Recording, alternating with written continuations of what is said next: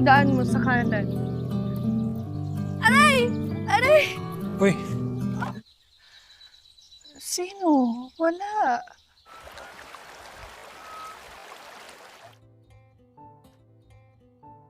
Wanita bernama Dolores ini tinggal di desa. Sehari-harinya ia pergi ke sungai untuk mencuci pakaian milik pelanggannya. Dolores bekerja menjadi seorang pencuci pakaian.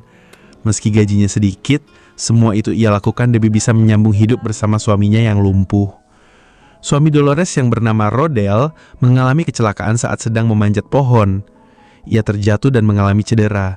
Hingga saat ini ia tidak bisa berdiri ataupun berjalan. Jadi sehari-hari Rodel membutuhkan bantuan Dolores. Desa tempat Dolores tinggal dekat dengan pegunungan, sehingga tidak sedikit orang datang untuk mendaki. Melihat kecantikan paras dari Dolores, membuat para pendaki yang mayoritas adalah kaum pria terpesona. Di desa itu, Dolores juga memiliki fans berat, yaitu pria bernama Olan. Dari dulu, Olan suka pada Dolores, tapi ia kalah saing dengan suami Dolores. Olan terus membujuk Dolores untuk meninggalkan Rodigel yang tidak bisa apa-apa, tapi Dolores tidak memperdulikan perkataan Olan. Suatu malam, Rodel mengajak Dolores mengobrol serius. Karena sudah tidak bekerja dan tabungan mereka makin menipis, Rodel meminta izin pada Dolores untuk menggadaikan rumah mereka. Tapi Dolores tidak setuju. Rodel tidak bekerja, lalu bagaimana caranya mereka menebus rumah itu? Daripada Rodel memikirkan hal yang tidak-tidak, Dolores pun mengajaknya untuk bermesraan. Namun Dolores harus menelan rasa kecewa, karena sejak lumpuh singkong Rodel tidak bisa bangun.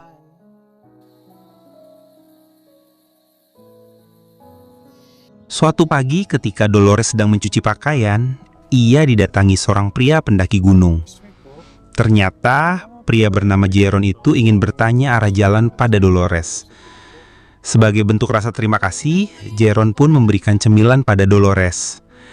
Dolores menyukainya dan berterima kasih pada Jeron. Berhubung rumahnya dan tujuan Jeron searah, Dolores mengajak pria itu untuk pergi bersama-sama.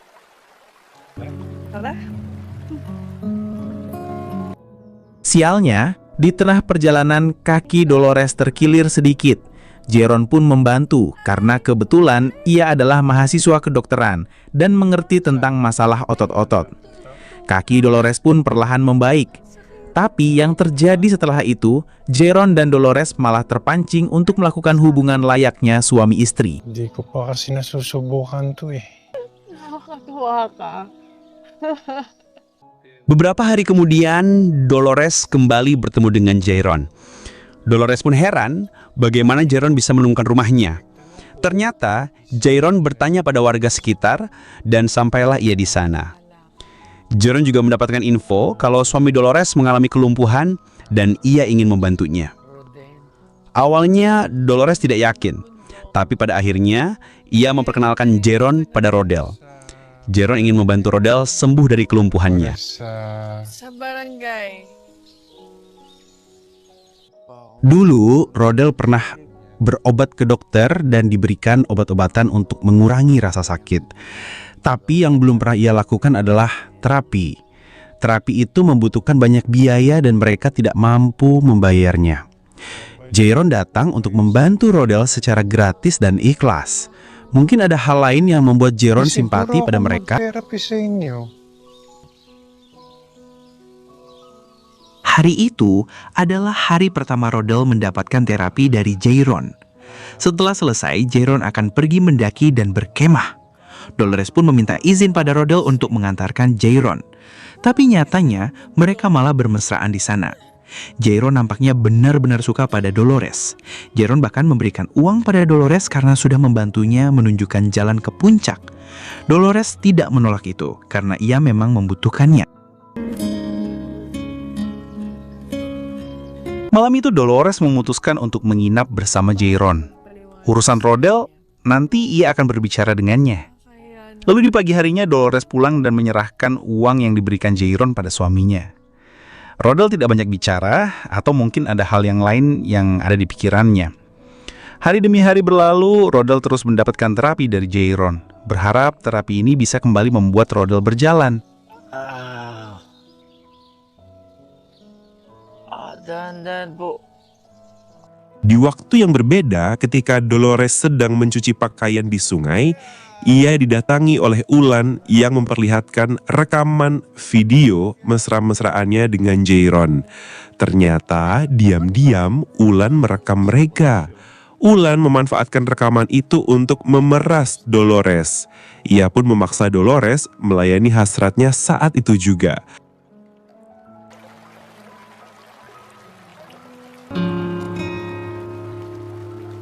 Hari-hari berlalu, Rodel terus melakukan terapi.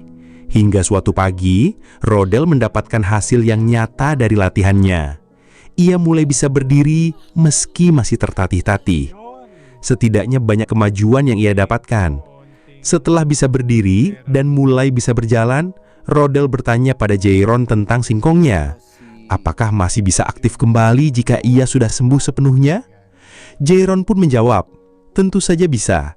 Itu adalah kabar bahagia bagi Rodel. Therapy na lang yan at lubusan ka. May pag-asa pa. Karena sudah capek terapi, Rodel pun izin untuk tidur. Tapi ternyata itu hanya pura-pura. Ia menyaksikan Dolores dan Jairon bermesraan di halaman rumahnya sendiri. Beberapa hari kemudian, Rodel semakin sehat. Jairon pun memberikan hadiah berupa tongkat dan beberapa obat-obatan gratis untuk Rodel. Rodel hangat berterima kasih padanya. Setelah itu Jairon pamit dan ia akan pergi mendaki lagi. Seperti biasa, Dolores mengantarnya.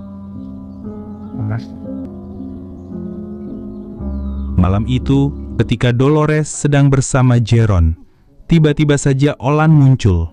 Ia kembali mengancam Dolores akan memperlihatkan rekaman itu pada Rodel. Bahkan Olan membawa senjata untuk menakut-nakuti mereka. Olan memaksa Dolores untuk melayani hasratnya. Tapi baru beberapa menit hal itu berlangsung. Rodel datang dan melumpuhkan Olan. Rodel ternyata sudah tahu semuanya.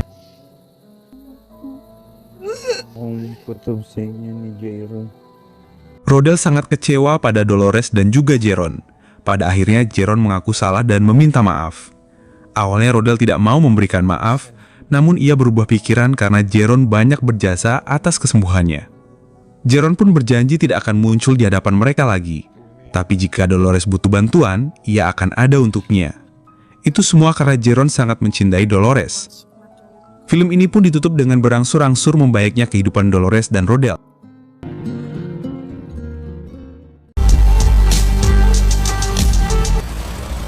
Buti maluwag yung daan ngayon.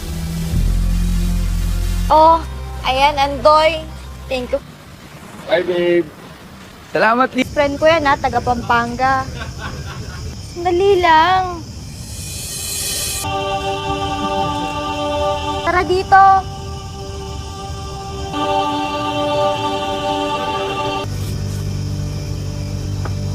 Hoy, tatlo ulit. Tatlong galon yan, ayusin mo na ha. Sige, tara na. Oh, mahal, nandiyan ka na pala.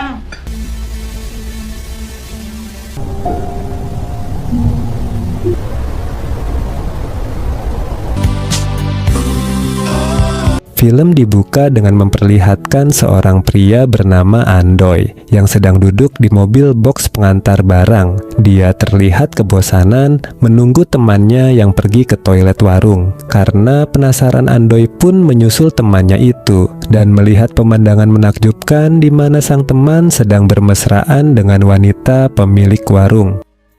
Basta mag-iingat kayo Tawagan mo ako. Takut ketahuan, Andoy pun memilih untuk kembali ke mobil. Tak lama kemudian, temannya yang bernama Jocks itu akhirnya kembali dengan diantar oleh wanita pemilik warung. Mereka tampak mesra, padahal Jocks sudah memiliki seorang pacar. Andoy dan Jocks pun kembali melanjutkan pekerjaan mereka, yaitu mengantar barang. Malam harinya, setelah mengisi perut yang lapar, Andoy dan Jocks memutuskan untuk beristirahat di warung remang-remang milik pacarnya Jocks yang bernama Liza. Jadi ceritanya, setelah lulus sekolah, Liza memutuskan untuk mengadu nasib dengan membuka warung remang-remang itu. Dan kebetulan usahanya itu sangat ramai. Tatlong galon yan, ayusin mo mo na ha. Malam itu, Andoy dan Jax akan menginap di sana. Meskipun kamarnya sempit dan kumuh, itu tak jadi masalah bagi Andoy. Ketika masuk, Andoy disambut dengan pemandangan serta suara berisik dari pengunjung yang sedang bermesraan dengan wanita pekerja warung tersebut. Kebetulan, kamar-kamar di sana hanya dipisah oleh kain saja. Meski dirinya cenat-cenut nggak karuan, Andoy berusaha cuek dan akhirnya tertidur. Keesokan paginya, setelah berpamitan dengan Liza, Jux dan Andoy pun pulang. Di rumah, Andoy ternyata sudah memiliki seorang istri yang cantik. Dia bernama Mercy dan sangat setia menunggu kepulangan Andoy. Sambil tersenyum manis, Mercy menyiapkan makanan untuk suaminya dan setelah itu menjadikan dirinya sendiri sebagai hidangan penutup. Melihat sosok Mercy yang cantik serta perhatian pada sang suami, kita jadi tahu alasan kenapa Andoy tidak tergoda pada wanita di warung remang-remang. Malam berikutnya, ketika ia dan Jux mampir ke warung Liza seperti biasanya, ada sosok baru yang menarik perhatian Andoy. Dia melihat seorang wanita cantik yang nampak lugu. Wanita itu bernama Ligaya, yang baru saja diajak Liza untuk bekerja di warungnya. Saat itu, Liza menegaskan kalau Ligaya bekerja untuk mengisi bensin kendaraan pengunjung, bukan untuk melayani hasrat mereka. Andoy nampak senang berkenalan dengan Ligaya dan mereka pun terlibat obrolan seru berdua saja. Prito, sige. Salamat pala sa kape. Wala na rin ako mag-anak na Karena kebetulan malam itu kamarnya sudah penuh, Andoy pun memutuskan untuk tidur di dalam mobil. Namun, selang beberapa saat, Ligaya tiba-tiba datang menghampirinya dengan tingkah menggoda. Tanpa basa-basi mereka pun bermesraan dan ternyata semua itu hanyalah mimpi dari Andoy semata.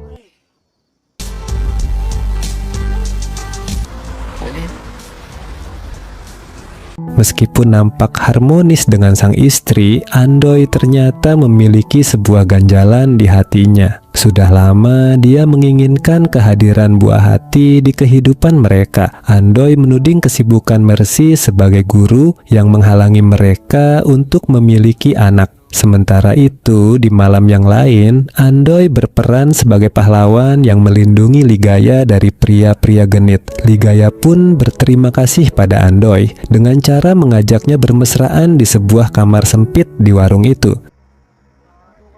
Salamat, Andoy. Tumating ka. Sejak saat itulah Andoy dan Ligaya menjalin hubungan gelap yang cukup dalam. Dan untuk menutupi pengkhianatannya itu, Andoy tetap bersikap manis di depan sang istri. Namun sepandai-pandai tupai melompat, akhirnya jatuh juga. Mercy mulai merasakan ada yang aneh dengan suaminya. Andoy jadi sering bermain ponsel hingga suatu ketika Mercy menemukan bekas lipstik di baju suaminya itu. Disitulah Mercy semakin yakin bahwa Andoy memiliki wanita lain.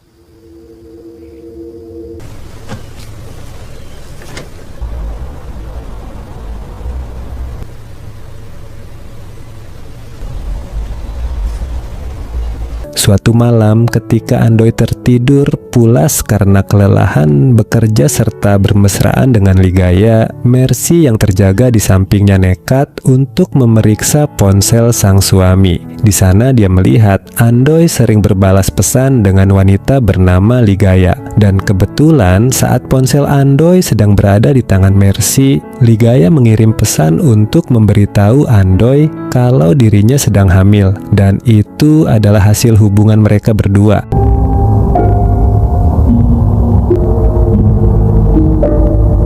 Mengetahui hal itu, Mercy sangat sedih. Dia pun berinisiatif untuk menemui Ligaya. Ketika wanita itu sedang berjualan, bukannya marah, Mercy justru terlihat santai. Dia bilang kalau ia adalah istri Andoy dan sudah mengetahui hubungan suaminya itu dengan Ligaya. Mercy bilang akan menyerahkan Andoy pada Ligaya karena dirinya tidak bisa memberikan momongan.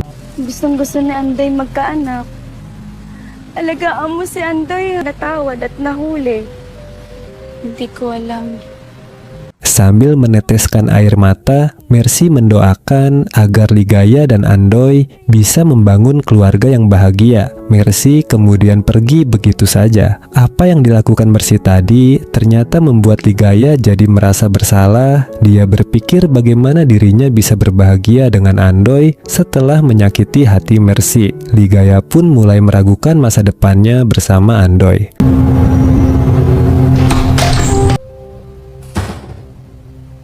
Kung sa inyo ni Ligaya. Sementara itu, ketika Andoy pulang ke rumah, dia mendapati Mercy ingin pergi dengan membawa koper. Mercy bilang kalau ia sudah mengetahui hubungan Andoy dan Ligaya, jadi tidak ada alasan lagi baginya untuk tetap tinggal di rumah itu bersama Andoy. Dia ingin pulang ke rumah orang tuanya. Dengan diiringi tangis Andoy, Mercy bilang kalau dia ikhlas melepaskannya. Setelah itu, Mercy pun pergi.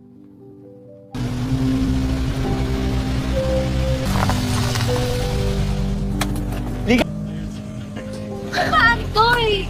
Umalis na! Di na siya babalik. Setelah menenangkan diri beberapa hari setelah ditinggal Mercy, suatu malam Andoy pergi menemui Ligaya. Namun tak disangka, Ligaya ternyata sudah pergi dan tidak akan kembali lagi, kata Liza. Tanpa sepengetahuan Andoy, Ligaya memutuskan untuk pergi entah kemana dan membesarkan anak di dalam kandungannya seorang diri, meninggalkan Andoy dengan rasa sakit mendalam karena kehilangan dua wanita yang tulus mencintainya tapi tega disakitinya. Film ini pun selesai. Hayaan mo na si Ligaya.